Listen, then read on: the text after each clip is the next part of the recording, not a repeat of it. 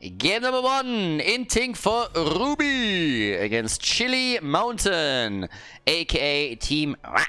So, if you are one of the few that just don't get to watch a lot of Heroes of the Storm and not really familiar with what happened lately, 2 of the teams that we had are now playing under a different flag or a different name. So Team Ra is currently playing in the Masters Clash and in CCL for Chili Mountain, and we have Oxygen Esports picking up the Hardos. So again, that's something that happened, I think, a couple of weeks ago.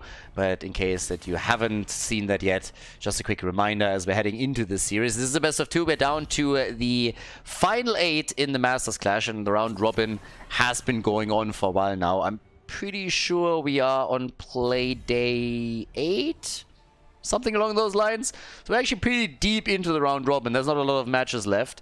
And at this point, Chili Mountain is very much so established at the number 1 position. But of course, they want to cement this with another victory here. This is a best of 2, meaning you win both of the maps, you get 3 points. If you tie with your opponent, you get only 1. And right now, it's all about who goes to Paris directly. So the event obviously culminates in an offline final that's happening in Paris. The top 3 after the round robin qualify directly for that event. There's 12,000 euros in total on the line.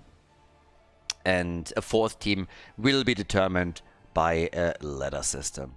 But again, at this point, we got the ban on a lot of the globals, actually. Well, 1 global banned, 1 global immediately taken now that we're playing on Cursed Hollow. And ooh, they go for an Insta-Vala pick. I mean, no hesitation whatsoever. They definitely got what they wanted. So they ban out Ultralisk Smaev, they ban out Falstad. And they have a Vala plus Stukov. So Hat gets to play as Vala. Sylvanas against it in Brightwing. Now, to be absolutely fair here, Chili Mountain has pretty much dominated. Absolutely dominated. They haven't lost a single map yet in the round robin. And now they go up against Inting for Ruby, who is not quite on the same level. So there's a clear favorite here. So let's state just the obvious right as we're heading into this. So this is a play day number 8 right now. And another potential 3 points for Chili Mountain if they can lock in a 2-0 victory. But for, I mean, obviously for Inting for Ruby, it would be a huge success to get a map win here. If they can get 1, that would be great. And at least for now, they start with what they wanted. They get their Vala, so they can go into some stacking with an auto attack style. Unless they want to... I mean, honestly, I could have always seen teams go for an arrow build here too and just try and cheese the bosses. And they go apparently for a variation of the McDonald's strategy here that Fnatic played back in the day when towers had still ammunition and you could drain them with Chen and supports behind them. But I'm not sure if that's going to work for them the way that they intend. So if you see that particular combo, you already know what's going to happen here, what at least the thought process behind it is. And Chili Mountain, of course, knows that as well. They go for Diablo, and Ultralisk picks Hanzo as the final pick for the red team. But yeah, we got a double support, and here come the Lost Vikings. Okay, so very strong 4-man. That can go through a lane, and then the Vikings to soak the experience. It's a cheesy strategy, but it's not a bad one. I just doubt that it's going to work against a team as good as Chili Mountain. If they would play the same against somebody that is more on their level, I would give this a much higher chance of success. Right now, I like the guts that they have, but if it works, that's a different question. So guys, game number 1, Cursed Hollow. Game number 1, a variation of the McDonald's strategy for Inting for Ruby against Chili Mountain on the left side. Nox on Oriel, we got Fish on Chen, Hat on Vala, Galnigulnar is playing the Vikings for them to control the lanes, and Mind Talk on Stukov. Over on the right side of the map, Dainu on Hanzo for Chili Mountain, we got Dequaz on Dehaka, Masquerade on Diablo, Banana H on Brightwing, and Ultralisk on Sylvanas. So since I assume that everybody is familiar with that strategy, again, this was played back in the days by Fnatic, and back then towers had still ammunition, so you could drain them off their ammunition and then push through them even easier. Like the basic strategy is you have someone that controls the experience on the map. For Fnatic back then it was Dehaka, played by Wooby. In this case it's the Vikings. And you establish an incredibly powerful 4-man. In this case we have a double support with Chen tanking the damage and Vala dishing out the damage herself. And then you try to just barrel down one particular lane. And for Fnatic, that worked really well back then, because this entire composition that you can see here could drain an opponent's towers and also forts out of ammunition. Therefore, it was completely helpless. You had one hero that soaked the lane on the side, and it was pretty much just unkillable. So it was super annoying, and with every single structure that you destroyed, you got way more experience back then. So just by taking down the first fort, you could snowball this to level 10 very quickly, and Fnatic used that back in the day on Sky Temple to go at level 10 for a fight on the boss. They took the boss, and then with that boss they snowballed towards the core. Now all of that obviously doesn't work any longer because, well, first and foremost, there is no ammunition anymore. Tower ammunition is gone. Second of all, there's a lot of balance changes in the past that have happened since we saw that particular strategy, and one of them also made it so that towers don't give as much experience anymore. And even when you take a fort down, you don't get that massive chunk of experience. What happens instead is that you are getting an increase in the passive XP that you gain. So the strategy doesn't work the same way any longer. Now you can play, of course, with a bit of a variation along that and still try to use that powerful foreman to push a particular lane, whereas then your side lane, or in this case the Vikings, are just doing work, soaking XP and keeping you in play. With Vala, there's an added element to it now too, because that hero definitely received quite a few changes, and one of them was the Creed of the Hunter rebalancing that Blizzard introduced to the game, which now makes her incredibly powerful if she can stack properly and don't die. That's where the double support comes into play. So that's exactly what they're currently trying to do here, and as you can tell, they're at least doing work here in the middle. Now the Vikings, then again, they're currently losing a bit. But this is something that can definitely still work to an extent. But as I already highlighted during the draft, my problem is not so much that they're trying this cheesy strategy. My problem is a little bit more that they're trying it against Chili Mountain, because Chili Mountain is the best team in Heroes of the Storm at this moment in time. And therefore, it's not really the opponent you want to try this one against. If they do that against someone on their own level, then I think this has a very high chance of success, or at least making it tricky for the opponent. But against Chili Mountain, I would give that limited chances of making it. And Vala already dead for the first time here. So that's already one Gambit stack gone, and they're getting another kill against Nox. Chili Mountain, as you can see, is doing a great job soaking experience here too. And with Sylvanas, they are pressuring the bot lane even further. So you now have the Haka that can assist Sylvanas the entire time. They can take a couple of camps, for example, allow her to also push with her trade and just take these structures down. And at the same time, the Viking hunting is happening. We're having them going for in the tributes here too. So yep, there it is. Get the first one, the fort is already gone. And that puts them massively ahead right from the get-go. So Inting for Ruby coming in with a certain idea, playing it against Chili Mountain here, and at least getting some damage done at the top of the map, but not enough to really account for what Sylvanas is doing to them at the bot lane. And the good thing about Sylvanas is obviously that she can easily solo push. Might take her a little bit longer. If she then gets even a bit of an assistance from Dehaka, even better. So this is what's currently happening right here, and it's looking pretty good. Yeah, over here, as you can tell, Mind Talk gets attacked, and boom. That's another quick kill. So 4 kills to 0, and we have a 1 level lead right now for them. Had is also getting attacked, and that's the second death against him. So right now we're looking at 10% of the attack speed that are already gone. Again, all about the Gambit quest over here. And with the push of Sylvanas at the bot lane, the gate has now been destroyed as well. One of the towers is incredibly low too. So yeah, there's that. But either way, all the way up towards the top. Fish currently is still doing his thing and trying to survive here. There's only one of the support guys for them. We have, of course, a few more camps now taken. So Mindtalk is already prepping for ahead to help him out here with the Bruiser camp. Only thing that could have been problematic is if somebody else pushed in. Chen goes down up at the top as we're having Sylvanas still pushing here in the middle. So while Ultralisk is pushing with Sylvanas, the rest of the team has started to take hit points down from the top fort. So things are actually getting very, very difficult for Inting for Ruby. I mean, really difficult. So, yeah. There it is. Nox gets isolated and killed. They're ganking up on him and flank him hard. No chance for him. Obviously, Dehaka is not the only global that they have here. Arrows being fired now too. Now, this didn't really work out for them, but it didn't really have to. They have level 10s, so they're just YOLOing the R buttons out. I mean, that was just them just going and coming straight in for it. But yeah, nicely done. Either way, at this point, we got already Vala taken down for the 3rd time, so that's 15% gone. They're so far ahead that they're toying with their food right now. They have level 10 at such an early moment in the game that they just YOLO'd an arrow around and they just pressed Apocalypse just because they can. And they're like, yeah, sorry boys, but this is not working against us. This is not working against us in the slightest. So, with that said and done, we got 8 kills to 0. Still a massive lead for them. This is, by the way, going to be the 3rd tribute, so we're looking at a curse now. No bosses have been taken yet. We're only 6 minutes into the game. Just a little bit of a side note, 6 minutes into the game right now. And, well, there it is. So, 9 kills to 0. 11 to 10 in just a moment, but with all 3 forts already gone this early in the game, you can imagine where this is headed. So if not for an insane comeback, Inting for Ruby is going to be in a world of pain as this continues. There's the Aegis to keep Chen alive, but it's also the only real frontliner that they have right now. So everybody else gets poked into oblivion, and Sylvanas is already pushing out the bot lane. So it's not like the top fight is the only thing that's happening here. They're literally split pushing hard against them, and they're nearly getting another Vala kill locked in.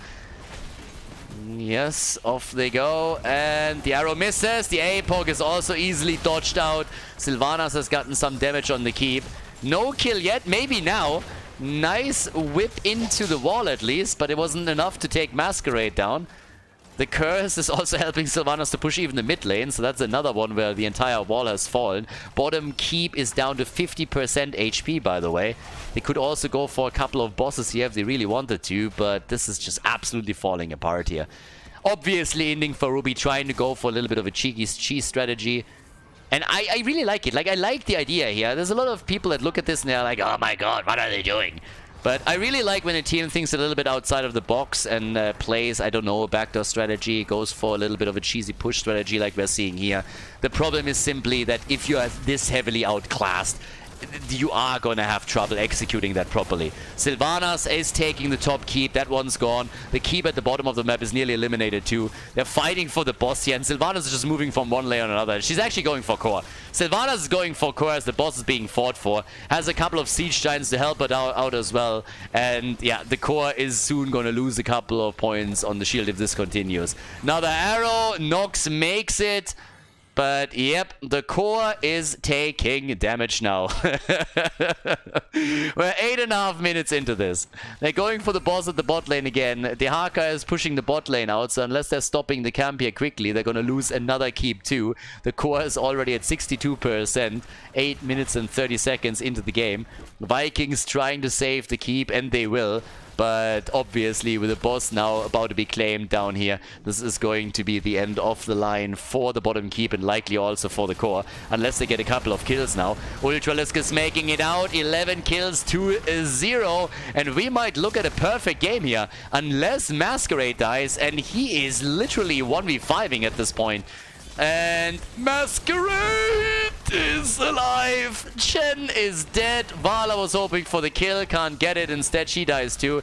This is game, everybody. We are looking at a perfect game for Chili Mountain. They haven't lost a fort.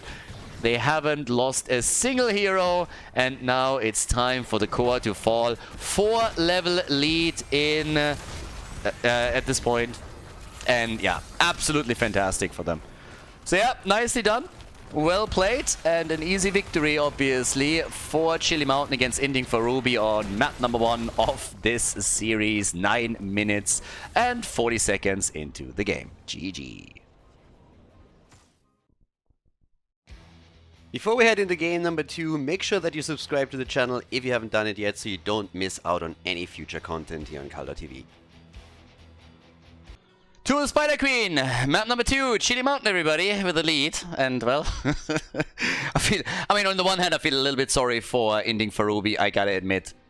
But at the same time, it is more or less the expected outcome. It's not like Inting for Ruby went into the series and was like, alright, let's go, we can win this one. They were trying. It's not like they're going into this and it's like, yeah, we're gonna lose anyways. Obviously, they're gonna try, but they will not sit there and now cry their eyes out because they lost against the best team that we currently have in the ranking here. So they went for it, they had a bit of a different strategy, they had a bit of an idea, and was like, okay guys, let's see and try this. If maybe we can get a bit of a lead, maybe we can establish some early experience lead that helps us towards level 10, then get a boss and move with that. Could work, but you gotta go up against a team that is incredibly experienced. And they played their cards right. They did what they were supposed to do, and then they locked in a very sustainable lead, especially, of course, with Ultralis just pushing with Sylvanas at the side lane over and over again. Now, doing the Spider Queen again is our second map in the best of two, so now we got Garrosh and Stukov banned out. Lucio also, support bans are kicking in very, very quickly. I mean, over here you can of course also play, you could play the Kane if you wanted, you can still play your Oriel if you're going for some kind of Vala composition. But we have also, I mean, supports are not, we're not gonna run out of supports anytime soon. Anduin is up, Right Wing is up, you got plenty that you can choose here. But some of the most impactful ones are now banned out. Stukov for any kind of like killer composition, stun into a lurking arm. Rhaegar helps with a lot of the camp clear here, that's one of them. We got a Nubarak as the first pick, and Fish gets his Uther. So immediately we're getting the double pick. So they're trying to empower Mindhawk's Carrigan again, which isn't a bad thought. Uther takes his, Fish takes Uther when he can, usually. And they are successful with this. But, yeah, here it's going to be tricky. And now we get Hammer. Alright, it's Hammer time. That's a very early pick into the Sergeant. I don't think that would have been contested in the bans, but they also go for Morales with this. Okay, they're repaying them in kind right now. They're coming in and they're just, alright boys, we see what you did there. You are not the only ones that can be cheesy. We are gonna siege up on you, quite literally. So, here we go. Ultralisk on the Sergeant, Morales for Banana. This is one of the problems, by the way, that team had a bit in the past, that they like to be a bit more trolly on map number 2. In a best of 3, not that big of a problem. In a best of 2, that's a different story. They lost multiple games in the past because on game number 2 they just were like randomly picking stuff. I talked with them in Miami about it, and they literally said like, yeah, just sometimes we let the last pick just like rotate through, and then we get a random hero. And I'm like, yeah, great guys. Like, well, we know we're going to win game number 3, so even if it's like bad, like it's fine. But yeah, again, they are sometimes a bit trolly when they're going up against the weaker team. I don't think they're going to go for any random picks here, but obviously this is not your traditional draft that you would now see in this game. But against a team like Inting for Ruby, they can definitely think a little bit more outside of the box and try a few things. So now sieging up with Sergeant Hammer is going to help them there. They still got to be careful that Carrigan and Uther are not unleashing a stun composition on them or anything like that. But yeah, Deckard Kane and Tacita are now also in. That gives us the double support that you would expect. Uther doubling as the main tank, of course. Tacita for a little bit of more targeted damage here. Ult choice is also going to be interesting. But the final 2 picks, we need a side laner, of course. And Hammer makes obviously a bit of a comeback. So they go for Zul, so they can siege up with 4 heroes at one lane. And Zul rotates between the lanes to get the wave clear going, and also ensures that they are getting all of the experience that they need. And they go full Hammer comp. I mean, Zarya, Morales, you have it all at this point. And here comes Blaze as the final pick. Even more stuns for Inting for Ruby. That sets us up. Game number 2. Tomb of Spider Queen, everybody. Chili Mountain against Inting for Ruby. Game number 2, it's Hammer time! Yeah, quite literally. So, on the left side, talking about stuns and hammers and everything else, Uther is going to try and drop the hammer here, played by Fish. Mind Talk with a potential follow-up with Carrigan, so we have Mind Talk playing him. Then her. Gulnar on Blaze, we got Nox on Deckard Kane, and the Hat on Tacita. Over to the right side of the map, Dino with Zarya, Ultralisk on Sergeant Hammer, Dequaz on Zul, Banana on Morales, and Masquerade on Nubarak. Now, the idea of what they're playing here is a little bit similar to what you saw in the last game. Now, first of all, this is obviously not double support on the side of Chili Mountain. But the thought is still, establish a strong 4-man, have one hero that can soak the experience between the remaining 2 lanes, and then you just move in and try to do your best here. Morales is a hero that you normally don't see in any of these games anymore.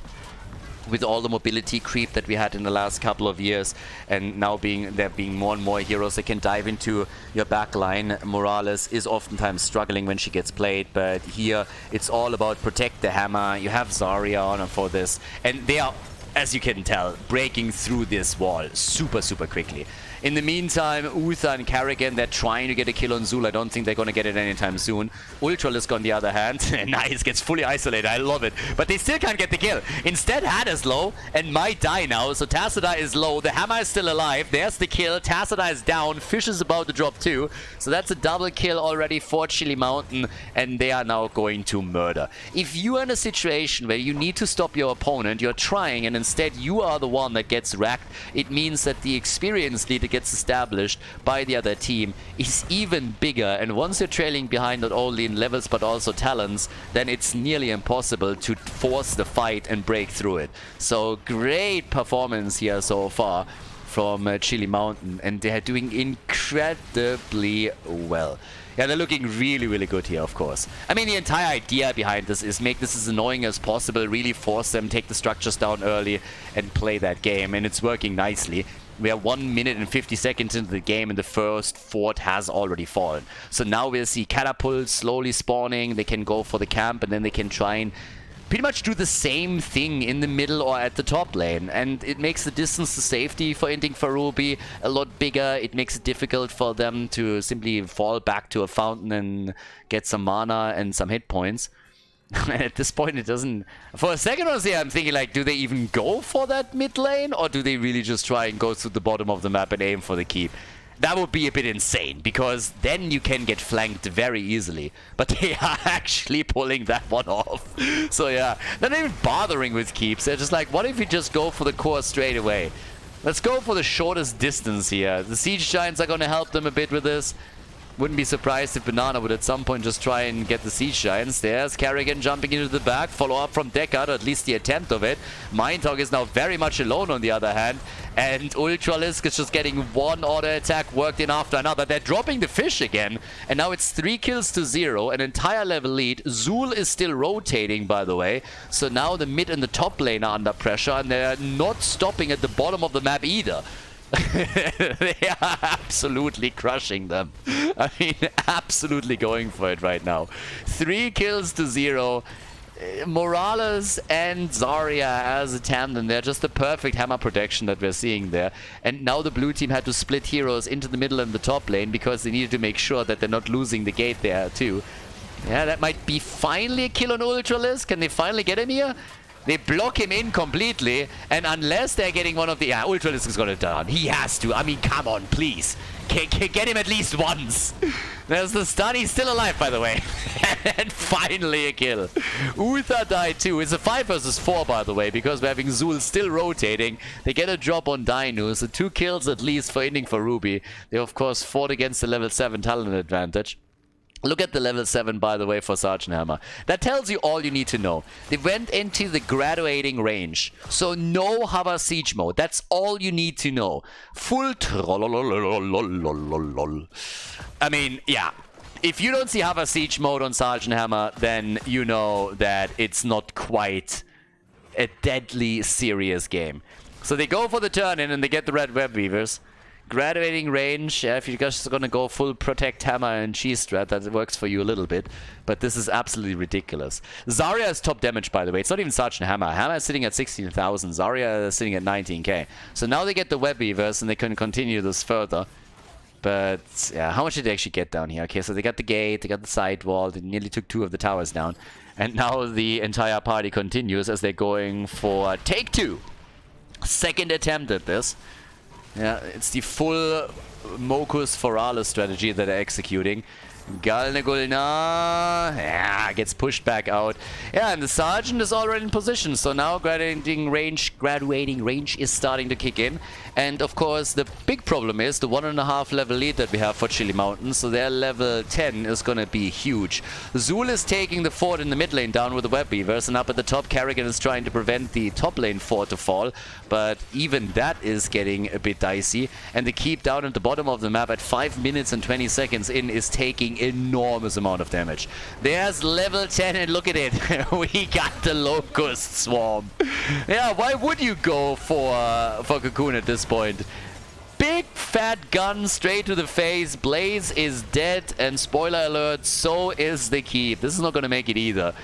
Just in case you weren't aware of what's going on here.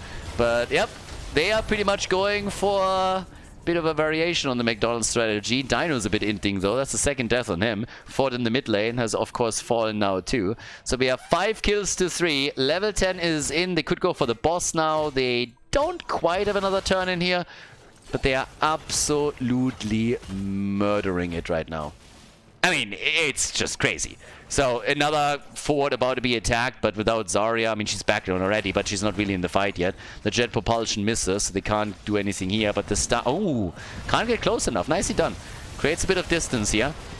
Level 10 on both sides by now. Yeah, Blaze, by the way. Blaze with a combustion. They're busting an Uburak. So the cockroach is down, but so is the old man. Both of the supports are gone. No more healers for the blue team here. And look at Dino. Stim drone on Zarya as Dino is getting even more damage in. Yeah, nice idea here to connect maybe with the BFG, but didn't quite line it up properly. Right, gradiating range, already in position, and just out of range here. Yeah, that did not really work the way that he intended, but they can still push past it. No problem for them. So the final fort gets destroyed on the side of the blue team. He now got 33,000 damage for Zarya. Sergeant Hammer hasn't been quite able to keep up with it.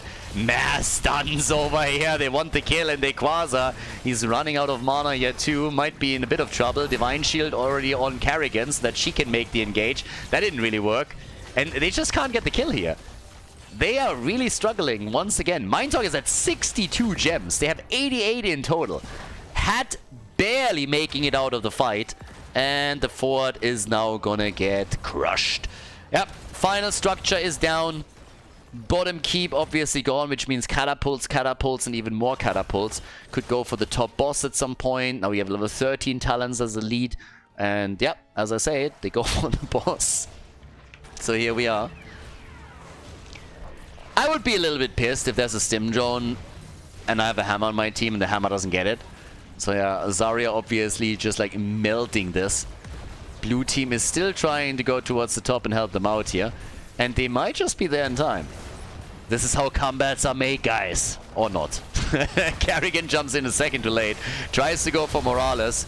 Mocus Forales! But nope, instead it seems like Nox is going to be the first one to fall. Now he waddles his way out of the fight.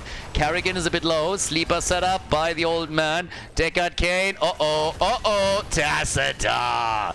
Yeah, he's down. First victim in the battle. And oh boy, that might even be game. They're definitely going to get the keep here. I have no doubt about that. Super early boss, granted, so it's not that strong. But with Sergeant Hammer, unless they get a sneaky kill on him, there's no way they're going to get this. Banana H with the quick heals, and they are just pushing through that top lane. Murdering Inting for Ruby. I mean, stop kicking them. They're already down. This is ruthless what we're seeing. I mean, if there was ever a hot butter through cheese moment in Heroes of the Storm, then it's probably this one. 5 minutes and 30 seconds, the bottom keep falls. 9 minutes and 20 seconds, the top keep goes down. So now there's only one left. Catapults will be pushing on both side lanes, and they're going for additional kills too. Uther is already gone. Mindtalk on 70 gems, and the core is taking damage, and it's taking damage quickly. That should be the end of it. The only question is, can they make it to the 10-minute mark? 10-minute mark, yes or no? It's not looking good. 10 seconds are left. Maybe they can delay for long enough, but the core is falling, and it's falling a little bit too quickly. 5 seconds left. 4, 3, 2, 1. And no. 9 minutes and 58 seconds as Chili Mountain takes down Inting for Ruby on Tomb.